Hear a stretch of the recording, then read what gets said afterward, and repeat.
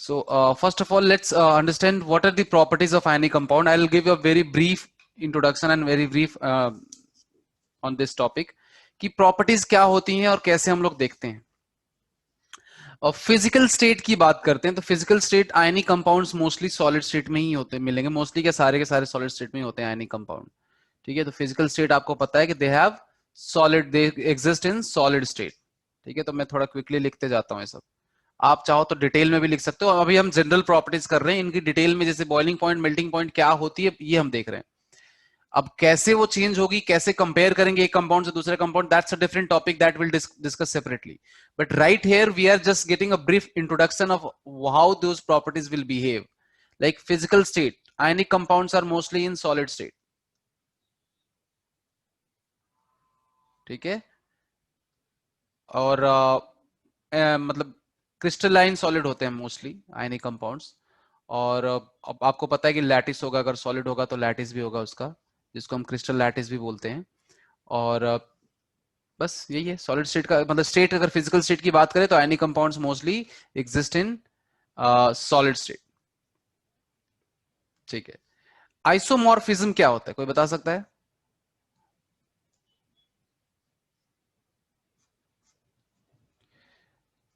सबसे पहले लिखो, आइसोमॉर्फिज्म समझने से पहले हमें सबसे पहले यह समझना पड़ेगा कि जो लैटिस होती है उसका कुछ एक स्ट्रक्चर होता है.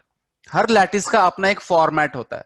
क्या फॉर्मेट होगा? जैसे मान लो कि किसी में कटायन अनायन कटायन अनायन कटायन अनायन एक साथ इस लेयर में अरेंज्ड है, फिर ऊपर वाली लेयर में कटायन के ऊपर कटायन है और अनायन के ऊपर अनायन है. So that's kind one arrangement. Kind two arrangement हो सकता है कि कटायन अनायन है और ऊपर कटायन के ऊपर अनायन है, अनायन के ऊपर कटायन है, ऐसे करके अरेंज्ड है. So that will be called a different layer as compare to the first layer. तो ये जो पार्टिकल्स का अरेंजमेंट होता है लैटिस में, वो अलग अलग आयनिक कंपाउंड का अलग अलग टाइप का हो सकता है. बट ऐसा जरूरी नहीं कि दुनिया के जितने आयनिक कंपाउंड है सबका अपना अलग होता है. Some ionic compound form similar arrangement of particles, and those who have similar arrangement of particles are called isomorphous solids. Isomorphous solid का मतलब ये है कि solids with same crystal structure और same arrangement of particles और same unit cell are called isomorphous. ठीक है, सो isomorphism phenomena को हम आइसोमॉर्फिज्म बोल देंगे. ठीक है, तो आप नोट करें इसको कि सॉलिड्स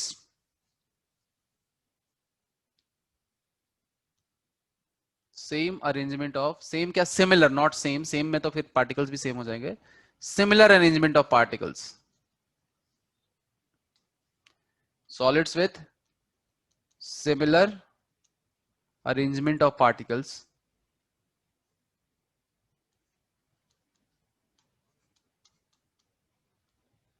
ठीक है, और आप लिख सकते हो सेम यूनिट सेल. ये चीज अभी आपको नहीं समझ में आएगी, सॉलिड स्टेट में समझ में आएगी क्या है unit cell. Similar arrangement of particles are called isomorphous solid. Isomorph मतलब ऐसा समझो कि जैसे कोवलेंट कंपाउंड में आइसोस्ट्रक्चरल एक टर्म यूज किया था हमने बीच में कभी. आइसोस्ट्रक्चरल क्या होते हैं? जैसे कि मीथेन और NH4+, ये आइसोस्ट्रक्चरल कंपाउंड्स हैं. आइसोस्ट्रक्चरल क्यों? क्योंकि इनका स्ट्रक्चर सेम है. ये भी पिरामिडल टेट्राहेड्रल है और ये भी टेट्राहेड्रल है, तो इनको हम बोलते हैं आइसोस्ट्रक्चरल. तो कंपाउंड तो डिफरेंट है ना, स्ट्रक्चर सेम है. वैसी सॉल्ट्स मतलब सॉलिड आयंस डिफरेंट है, आयनिक कंपाउंड्स डिफरेंट है, लेकिन उनके आयंस का अरेंजमेंट अगर सिमिलर पैटर्न में है, जैसा कि पहले वाले में वैसे दूसरे वाले में भी है, so those kind of solids will be called isomorphous to one another, and the phenomena is called isomorphism. समझ में आ रही बात? बोलो. अब देखो, मैं इसको एक डायग्राम बना के इसलिए नहीं समझा सकता because we haven't discuss arrangement of particles yet, so that will be discussing in solid state.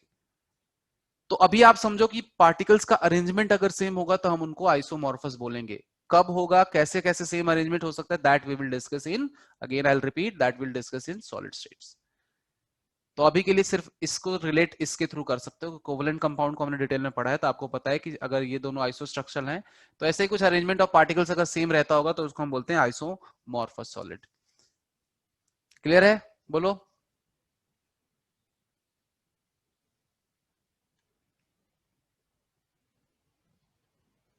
आवाज दो यस यार. यस.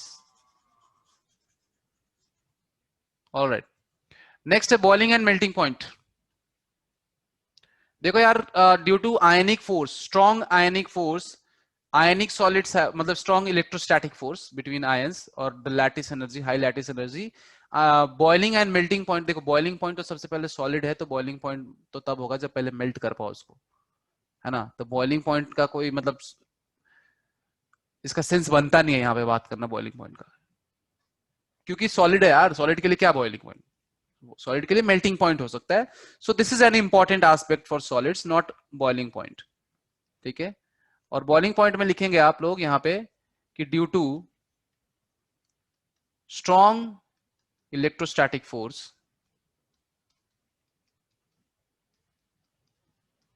इलेक्ट्रोस्टैटिक फोर्स, अगर इलेक्ट्रोस्टैटिक फोर्स ज्यादा होगा तो मेल्टिंग पॉइंट ज्यादा होगा या कम होगा? सर ज्यादा होगा। ज्यादा होगा, क्योंकि melting point by definition is temperature at which solid starts to melt, मतलब उनके बॉन्ड्स होंगे वीक होने शुरू हो जाते हैं, दूर होने लगते हैं पार्टिकल। तो यार पहले से अगर बॉन्ड स्ट्रांग है तो उसको वीक करने के लिए ज्यादा एनर्जी देनी पड़ेगी, मतलब ज्यादा टेम्परेचर रेज करना पड़ेगा। अगर ज्यादा टेम्परेचर रेज करोगे तो इसका मतलब मेल्टिंग पॉइंट जो होगा होगा ज्यादा। So due to strong electrostatic forces the melting point of ionic solids और ionic compounds are is generally high, ठीक है। They have generally high melting point, they have high melting point, ठीक है, क्योंकि उनमें आयनिक फोर्स होता है, इलेक्ट्रोस्टैटिक फोर्स होता है जो कि काफी स्ट्रॉन्ग नेचर का होता है। And that's not the thing, that's not all. आपको पता है कि आयनिक फोर्स के साथ साथ लैटिस एनर्जी भी होती है, सर लैटिस बनता है। तो एक आयनिक फोर्स सिर्फ दो आयंस के बीच में नहीं होता है, बहुत सारे आयंस आपस में मिलकर एक दूसरे को अट्रैक्ट करते हैं, तो इसकी वजह से उनका बढ़ता है, मतलब मेल्टिंग पॉइंट ज्यादा होता है। Next property is conductivity. We'll get a quick idea about these properties because detail में हम लोग जहां जहां ये चीजें आएंगी, जैसे ये सब चीजें जो है सॉलिड स्टेट में डिटेल में हम लोग पढ़ेंगे, ठीक है। मेल्टिंग पॉइंट के बारे में डिस्कस करेंगे, बहुत सारे आयनिक कंपाउंड्स का मेल्टिंग पॉइंट हम कंपेयर करेंगे, तो वहां पे हम लोग डिटेल में समझेंगे। अभी बस एक ब्रीफ आइडिया ले रहे हैं इसका। Next is conductivity. कंडक्टिविटी क्या होगी? तो सर कंडक्टिविटी डिफाइन करने के लिए हमारे पास ये फ्री आयंस। सो इन सॉलिड स्टेट, देखो भाई क्लियरली लिख रहा हूं, आपने पढ़ा जरूर होगा बट मैं क्लियरली लिख दूं कि in solid state they are insulator, ठीक है। ये इंसुलेटर की तरह बिहेव करते हैं सॉलिड स्टेट में, कौन? Ionic compounds. क्यों? क्योंकि सर सॉलिड स्टेट में आयंस तो फिक्स है ना, अगर आयन फिक्स है, करंट फ्लो करना, कंडक्टेंस क्या होगा या कंडक्टिविटी क्या होगी? How easily they can make flow of electricity smooth, right? How smoothly they can make electricity flow through them. तो इसका मतलब ये है कि अगर मान लो कि आयंस उसके वहीं के वहीं वहीं है, कहीं नहीं जा रहे, तो तुम इधर से करंट तो दे रहे हो पर उधर आगे बढ़ नहीं रहा है वो, क्यों? क्योंकि स्टक है वो सारे आयंस। करंट क्या कैसे फ्लो करेगा? या तो इलेक्ट्रॉन्स फ्लो करे या फिर आयंस, ना इलेक्ट्रॉन्स हैं उसमें फ्लो करने के लिए, और आयंस जो है वो स्टक है वहां पे क्योंकि वो स्ट्रांगली बॉन्डेड है, वो वहीं पे कहीं हिल नहीं रहे, वो वहीं के वहीं है। So if there is no movement in ions, there will be no flow of electricity.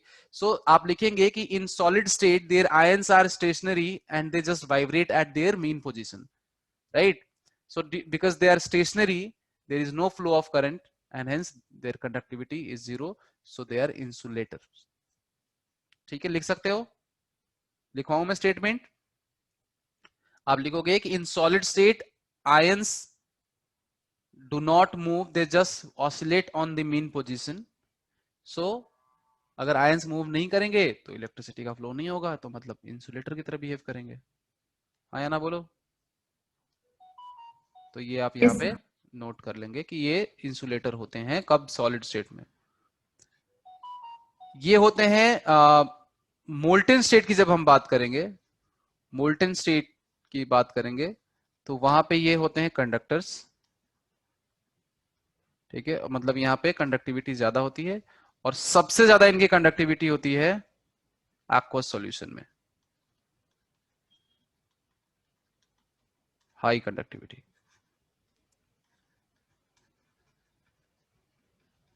ठीक है। एक्वस सॉल्यूशन में इनकी कंडक्टिविटी सबसे ज्यादा होती है। कभी भी ध्यान रखना, जितना ज्यादा डाइल्यूट करोगे, मतलब जितना ज्यादा सॉल्यूशन अवेलेबल, मतलब सॉल्वेंट होगा सॉल्यूशन में, उतना ही फ्रीली आयंस मूव कर पाते हैं और इसीलिए उनकी कंडक्टिविटी बढ़ती है। आगे हम लोग पढ़ेंगे, ये इलेक्ट्रोकेमिस्ट्री एक चैप्टर है, उसमें पढ़ते हैं कि जो कंडक्टिविटी होती है वो कंसंट्रेशन के साथ कुछ ऐसे वेरी करती है। कंसंट्रेशन है और इधर कंडक्टिविटी अगर मान लो मैं लिखता हूं,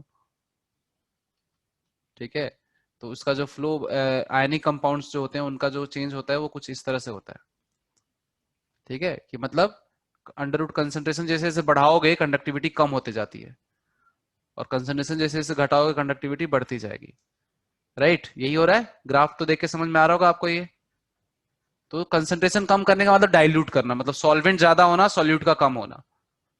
तो अगर सॉल्यूट कम होगा, सॉल्वेंट ज्यादा होगा, तो कंडक्टिविटी बढ़ती है, ध्यान रखना हमेशा। लेकिन हमें कंसंट्रेशन क्वांटिटेटिव एनालिसिस नहीं कर रहे हैं, क्वालिटेटिवली बस हम समझ रहे हैं कि क्या होता है।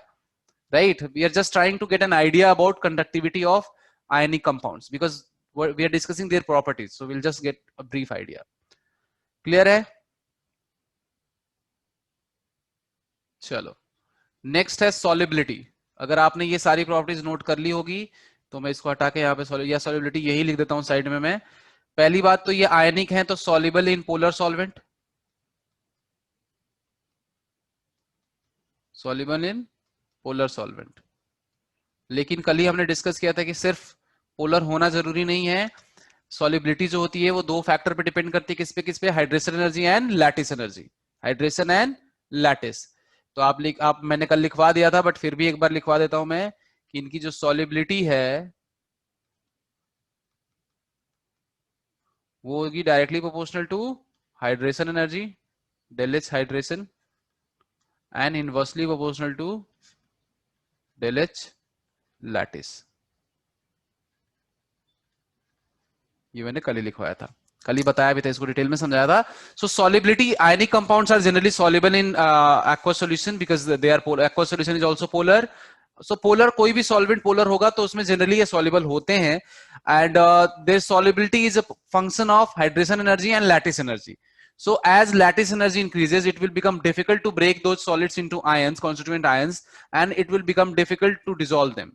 But if lattice energy is low and hydration energy high, if hydration energy is very high, so even if it is required some energy to break the lattices, after hydration that energy will be compensated, so net solubility will increase. So अगर hydration energy बढ़ेगी तो solubility बढ़ेगी, और अगर lattice energy बढ़ेगी तो solubility घटेगी। ये हमने कल डिस्कस किया था, इसके बारे में कल हमने समझा था लास्ट क्लास में। क्लियर है सबको? ठीक है, तो ये जनरल प्रॉपर्टीज जो है आयनिक कंपाउंड्स की, इसको हम लोग समझ चुके हैं और इसके बारे में हमने सीख लिया है। अब देखो इसमें नेक्स्ट जो चीजें आती हैं आयनिक कंपाउंड, यस मान्यता?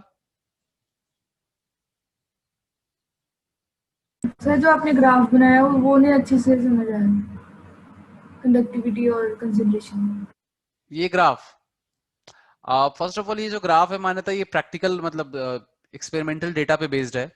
और सेकंड ऑफ ऑल ये ग्राफ नहीं समझ में आया तो टेंशन मत लो, ये ग्राफ समझ में आएगा, अभी ये वापस आएगा। ठीक है, अभी 12th वालों को मैं यही पढ़ा रहा हूँ। तो जैसे ये 12th में आता है मतलब इलेक्ट्रोकेमिस्ट्री का चैप्टर ये है। ठीक है, बस मैंने एक हिंट दिया कि जैसे कुछ कुछ चीजें में क्या होता है कि बार बार मेंशन करते रहता हूँ कि दिमाग में एक पिक्चर रहती है, जब हम लोग वहां पढ़ेंगे तो मेरे लिए आसान रहेगा। ये हम लोग इलेक्ट्रोकेमिस्ट्री में पढ़ेंगे, इलेक्ट्रोकेमिस्ट्री चैप्टर 1। तो वहां पे हम लोग क्वांटिटेटिव एनालिसिस करते हैं कंडक्टिविटी का। यहाँ सिर्फ हम क्वालिटेटिवली देख रहे हैं कि कंडक्टिविटी कब बढ़ेगी कब घटेगी। वहां हम अमाउंट कैलकुलेट करते हैं कि कितनी होगी कंडक्टिविटी इसकी एक्चुअली में। तो वहां पे ये ग्राफ हम लोग डिस्कस करेंगे। ठीक है, ओके सर। अभी आप ऐसा समझो कि देखो कंसंट्रेशन बढ़ाओगे, तुम ऐसा समझो कि जो वाटर मॉलिक्यूल्स है ना, वो एक मीडियम है फॉर आयनिक मतलब for the ions to flow. ठीक है, तो अगर मान लो मीडियम जो है और आयन नंबर ऑफ आयंस, तुम अगर मीडियम कम करोगे तो मतलब कम जगह में या कम स्पेस अवेलेबल होगा आयंस के पास फ्लो करने के लिए। ऐसा कह सकते हो एक आयन दूसरे आयन के रास्ते में भी आ सकता है। कंसंट्रेशन बढ़ाने का मतलब क्या है? कंसंट्रेशन बढ़ाने तो का पास मतलब, पास बिल्कुल इसको ऐसा समझो कि आप पानी में मड मिक्स कर रहे हो या डर्ट मिक्स करके मड बना रहे हो। तो दो सिनारियो हो सकते हैं, अगर आप बहुत कम डर्ट पार्टिकल्स डालोगे तो वो इजीली फ्लो हो जाएगा, लेकिन तुम उसको इंक्रीज करके देखो एक बार, कंसंट्रेशन बढ़ा के देखो, तो धीरे धीरे वो हेवी होता जाएगा, उसकी विस्कोसिटी बढ़ती जाएगी, तो उसका फ्लो जो होगा वो धीरे धीरे स्लो होगा। होगा कि नहीं होगा? अरे यार, मड मड जो होता है, मड का उसमें तुम पानी डाल दो तो फ्लो करता है इजीली। बोलो मान्यता। Yes. तो यही चीज यहाँ भी है। कुल मिला के आयंस की कंसंट्रेशन जब बहुत ज्यादा हो जाती है तो क्या होता है कि आयंस एक दूसरे के रास्ते में भी हर्डल क्रिएट करते हैं और there will be less flow, because बहुत ज्यादा हिंड्रेंस टाइप की चीज, जैसे हिंड्रेंस तो होगी नहीं बट मतलब आप समझ रहे हो स्पेस कम है मूव करने के लिए। लेकिन वहीं जब कंसंट्रेशन हम कम करते हैं, मतलब जब डाइल्यूट करते हैं, मतलब इसको दो तरीके से किया जा सकता है, या तो सॉल्यूट निकाल लो जो कि प्रैक्टिकली पॉसिबल नहीं है, एक बार डिजोल्व हो गया तो सॉल्यूट बाहर नहीं निकाल सकते, तो हम क्या करते हैं एक्स्ट्रा सॉल्वेंट ऐड कर देते हैं। That is also same as decreasing concentration. तो सॉल्वेंट जब एक्स्ट्रा ऐड करोगे तो और ज्यादा रूम मिलेगा मूव करने के लिए, तो फ्लोएबिलिटी बढ़ जाएगी, तो कंडक्टिविटी बढ़ जाएगी। तो ये होता है, तो इसलिए इधर वाली साइड में Yes. कंडक्टिविटी ज्यादा है, उधर वाली साइड में कंडक्टिविटी कम है जब कंसंट्रेशन बढ़ा रहे तो। अब ये देखो कि सर अंडर रूट सी के साथ ही कैसे लीनियर है, तो that is an experimental fact that will discuss in electrochemistry कि कैसे ये आया था, वो 12th क्लास में हम लोग डिस्कस करेंगे। क्लियर है? ठीक है। Yes. चलो अब नेक्स्ट जो टॉपिक है that will require a lot of time, I will just give a brief idea about that topic.